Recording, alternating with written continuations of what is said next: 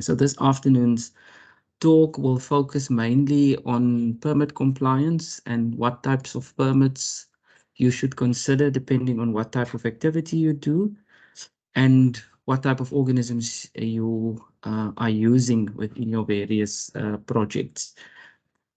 The time allotted for this is not nearly enough to go really deep into the crux of the matter. But what I'll do is I'll briefly touch on the regulatory authorities, the types of permits that's out there that you need to consider. But if there's a deeper need for further information and discussion, you are always more than welcome to send me an email and we can make a plan, and I can visit you or you can visit me, us at the office, and then we can really discuss permit compliance. So let's kick off.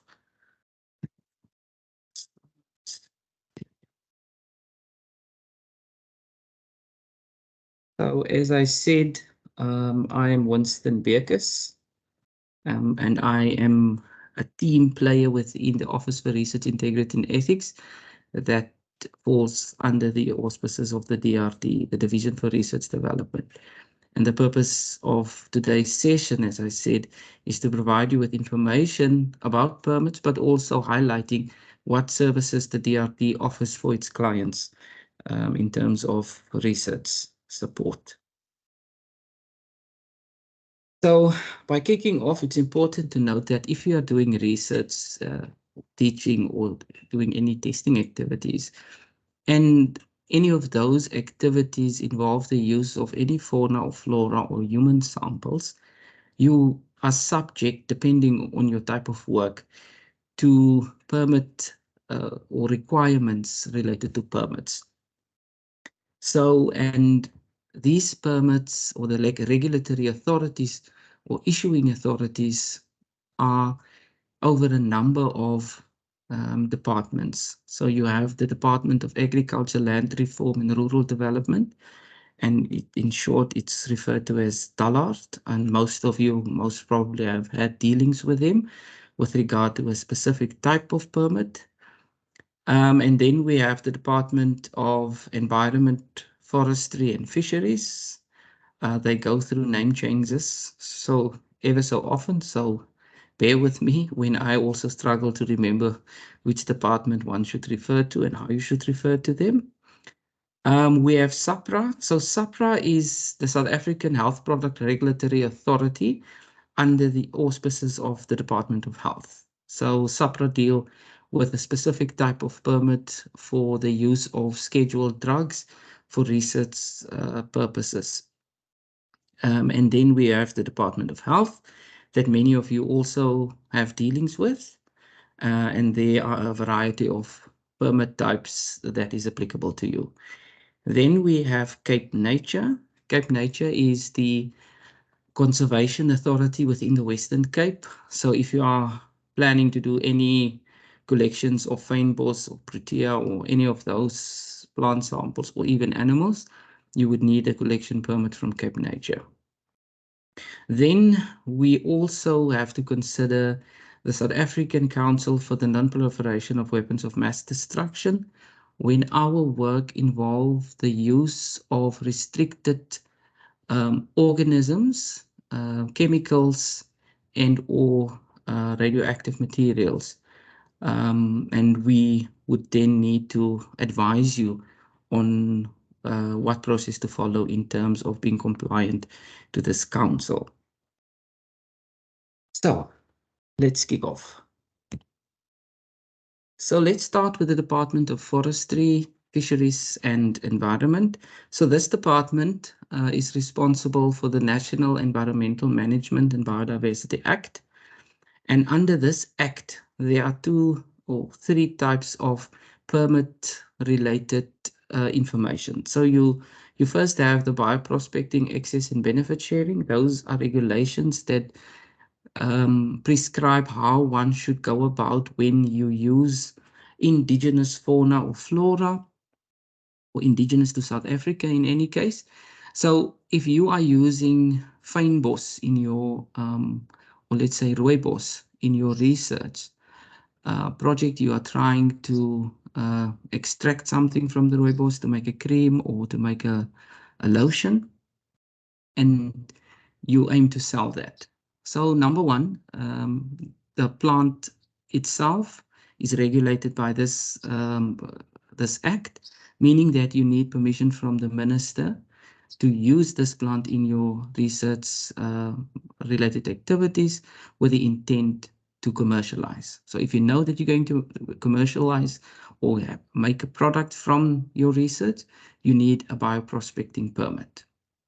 If there are traditional knowledge associated with the use of the rooibos, for instance, a local community somewhere in the Northern Cape has been using rooibos for a particular um, uh, function or for a particular reason, and you are tapping into that traditional knowledge, then you need to make sure that you also conclude a benefit sharing agreement with that community in terms of you accessing their traditional knowledge. Um, so so let's say you are now getting the rooibos, you have um, the benefit sharing agreement with the local community, you've set up everything, but you need to send the samples to a collaborator or to an organization that does analysis for you. Then there is a requirement to also, with the aid of this directorate, uh, apply for an export permit under the PEPS regulations. So this regulation came about as a result of the government trying to prevent the misuse of our indigenous fauna and flora, and they've now put these measures in place to ensure that company X does not come to South Africa, find a product, a plant, develop a product, and sell it abroad for millions of rands without the country benefiting, the local communities benefiting from that whole exercise. Then, if your work involves the use of threatened or protected species, there are regulations that govern that. I'll speak to that a little bit later. This act also deals with the Convention on International Trade in Endangered Species for Wild Fauna and Flora, commonly known as CITES. The CITES website has a checklist that you can check. If your plants or animals are listed on there, then you know you need to particularly pay attention to the CITES. So this is broadly on the trade of in endangered species. But if you, as a scientist at Stellenbosch University, want to send a sample to a collaborator abroad, and that sample is a CITES listed species, you would also need to make sure that the other side that you're sending the samples to have a facility that's registered as a scientific institution under CITES. Fortunately, Stellenbosch University is registered as such a institution under CITES, and we are therefore able to receive samples from other parties under this regulation as well. So, talking about threatened and protected species, so there are a number of researchers within the institution that does work on these animals, commonly referred to as the Big Five. I think there are others listed as well, but for the purposes of explaining it to you, let's refer to them as the Big Five. So there are two types of permits that you get: ordinary permits and standing permits. So when I started at the university, there was no central place to sort of, um, bring together all the information related to permits. And we then decided that it would be to the benefit of the institution to have a central office that is responsible. Sorry, I think I am competing with somebody.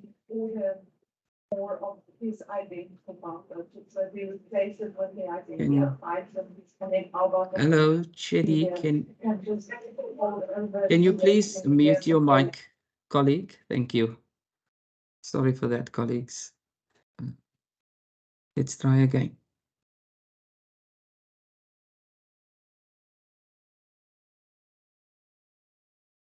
Can you see this slideshow?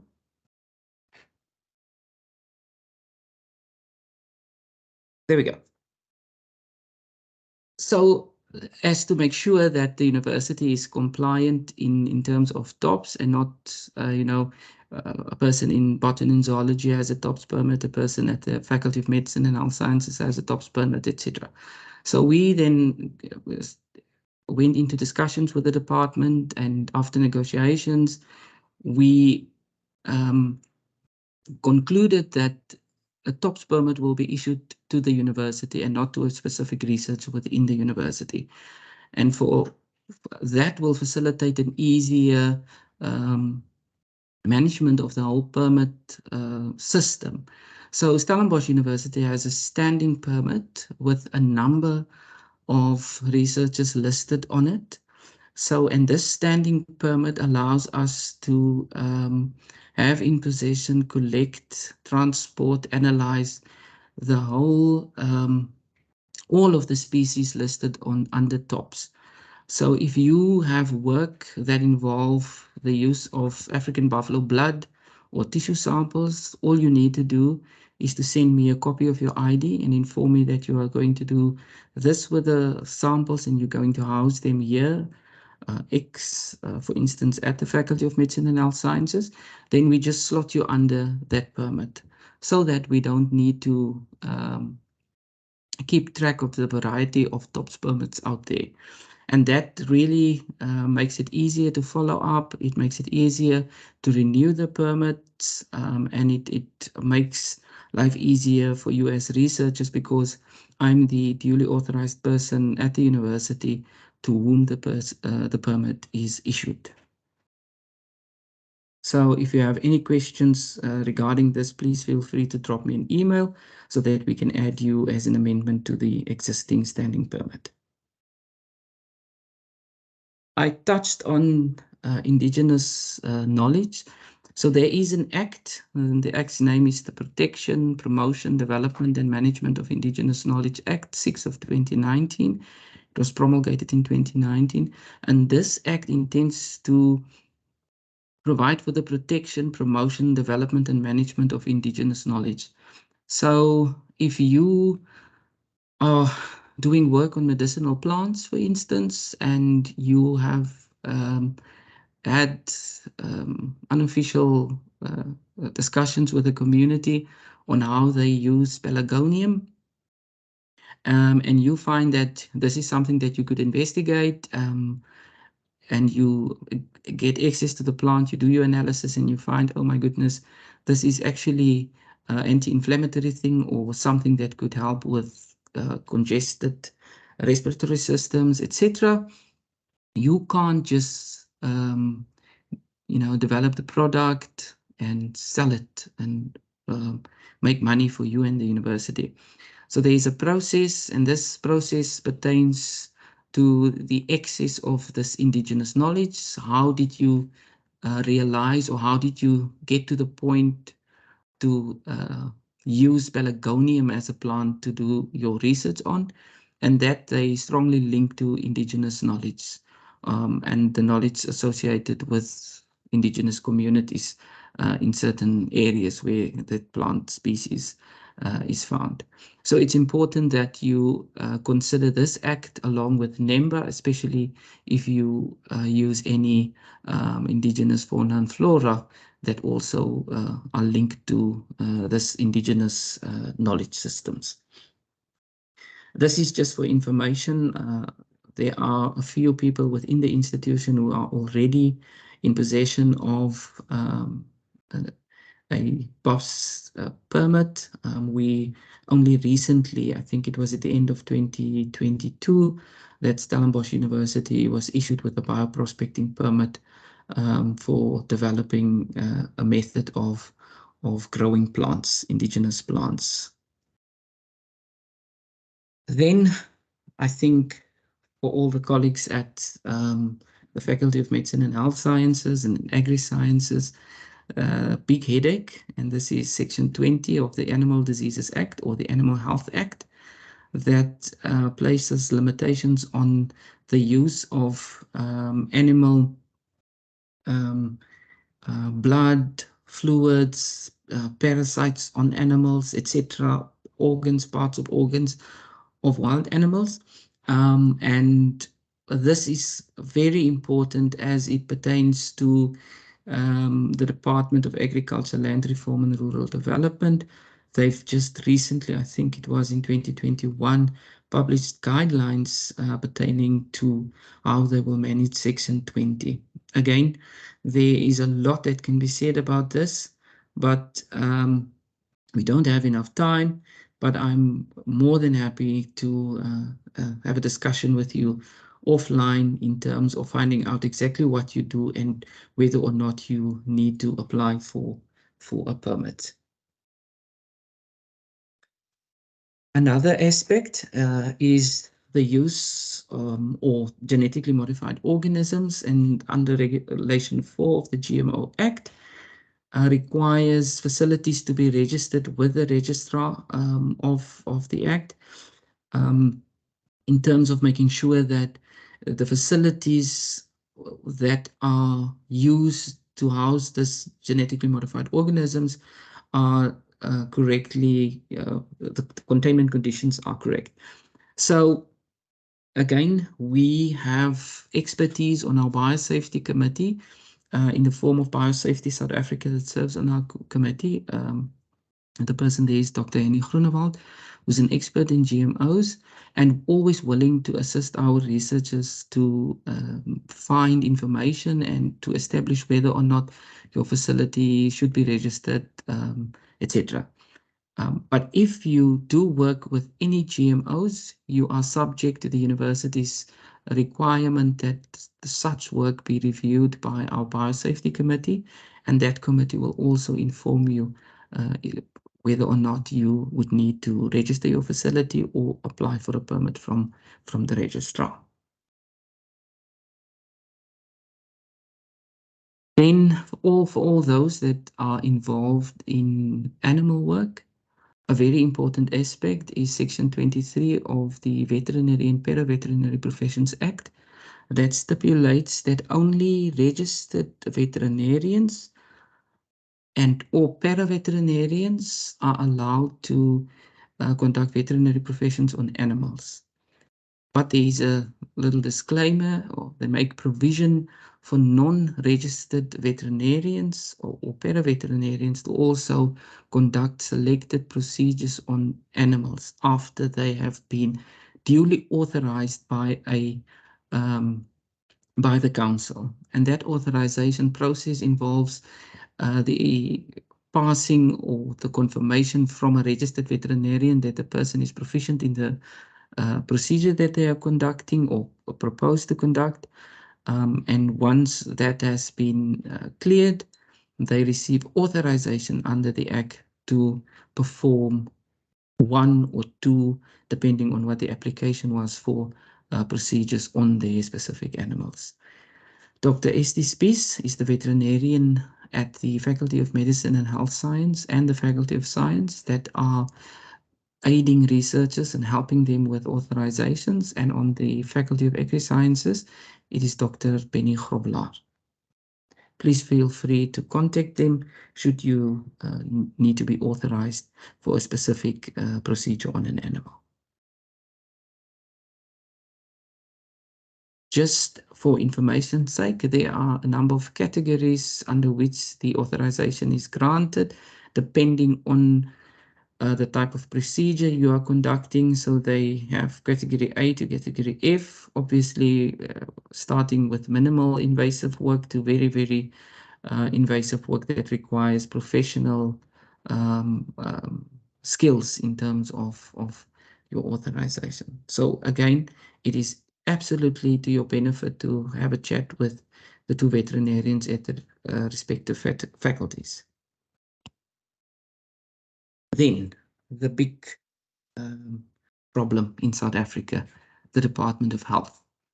So the Department of Health is responsible for the issuing of import and export permits for human tissue, blood products, cultured cells, gametes, stem cells, embryos, etc. A whole long list of things that require their approval before you can send it to your collaborator, before you can import it from wherever you need to import it.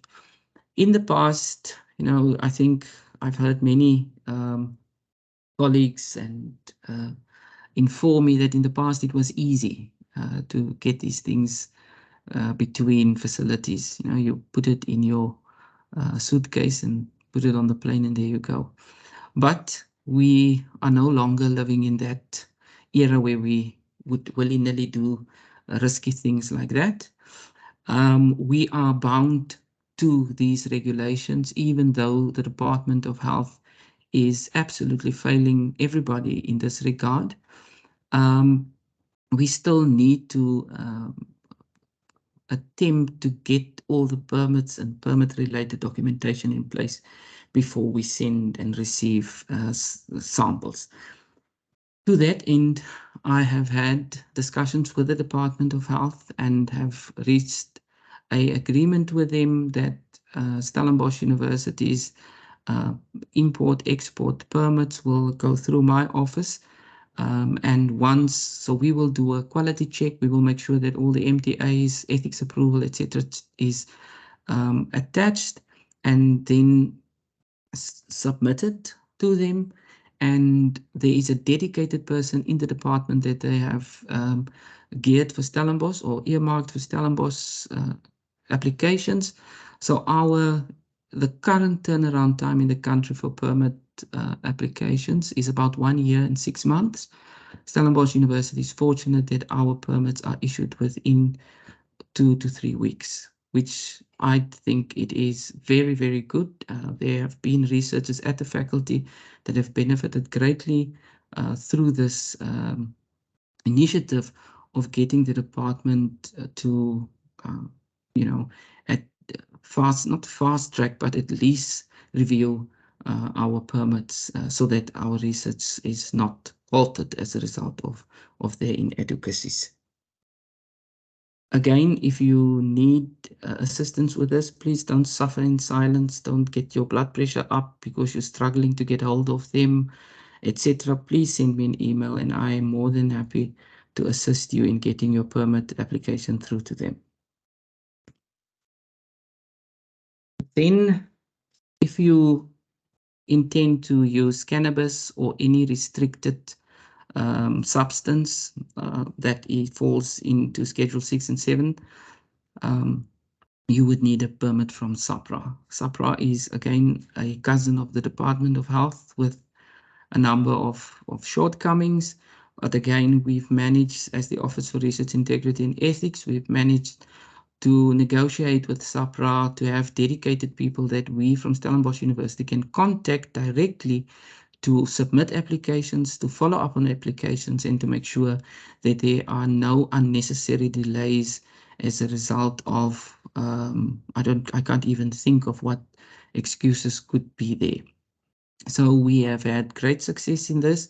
We've had many cannabis permits, ecstasy, you name it, all types of things that our researchers require to do their research.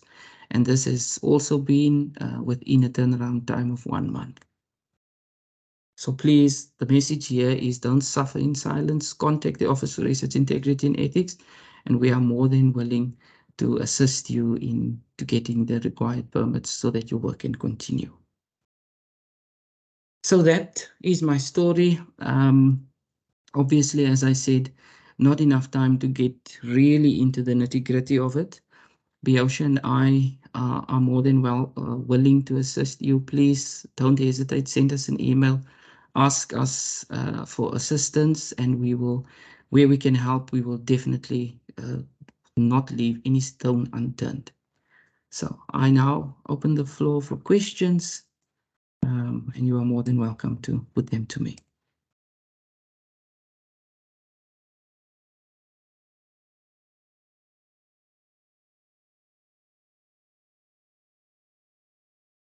Any questions? I see a number of Reg BES members from the Biosafety Committee. We have a question from Dr. Yeah. Oh, are you willing to? Dr.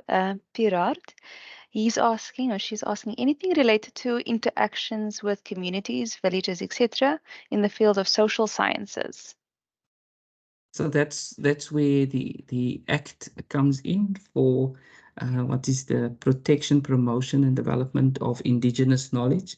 So this does not only, that Act does not only cover work related to animals and plants and medicinal plants, etc., but also indigenous knowledge associated with a particular way of making music or the drafting of stories, etc. So if you want, I can send you a copy of that Act, and it unpacks quite well what the scope of the Act is and how it should be interpreted. I hope that answers your question.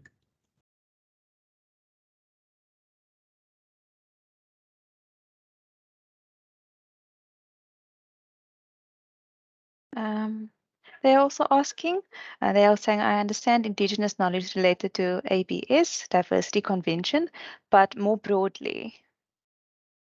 Yeah, as I said, it does not only cover biodiversity, it covers the use of any indigenous or any knowledge that is regarded as indigenous knowledge. And whether that by definition goes beyond biodiversity and the inclusion of fauna and flora, as I said. Um, and again, I have a contact within that department that's responsible for the implementation of the indigenous knowledge systems. I'm more than willing to put you in contact with them for greater understanding. Thank you, Dr. Pirard. Are there any other questions for Winston?